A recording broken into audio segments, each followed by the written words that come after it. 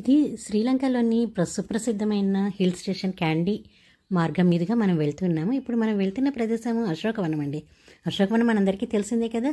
రావణుడు సీతమ్మ వారిని అపహరించేసి తీసుకొచ్చి పెట్టిన స్థలం అనమాట అశోకవనం. ఇక్కడ చూసిన గ్రీనరీ, పచ్చదనము కళ్ళకి ఎంత ఇంపుగా ఉందంటే ఏరియా. హిల్ స్టేషను, దారి అంతా పరమ చల్లగా ఉంది. మన బండిలో వెళ్తూ ఉంటే చిల్డ్ ఏరియాగా ఉంది.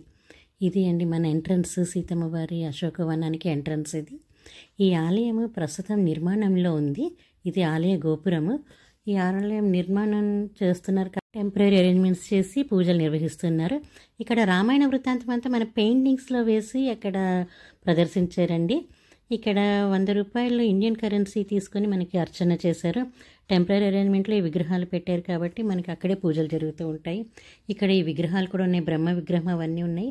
ఇప్పుడు మనం చూస్తుంది ఏంటంటే హనుమంతులు వారి పాదముద్రలు అక్కడ మనకి కనిపిస్తూ ఉన్నాయి ఇప్పటికీ కూడాను.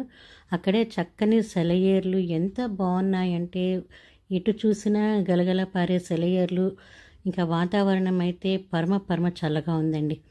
మనము ఉట్టిగిన కాళ్ళు అట్లానే నేల మీద పెట్టి నడవాలన్నా కూడా అంత చల్లగా ఉంది.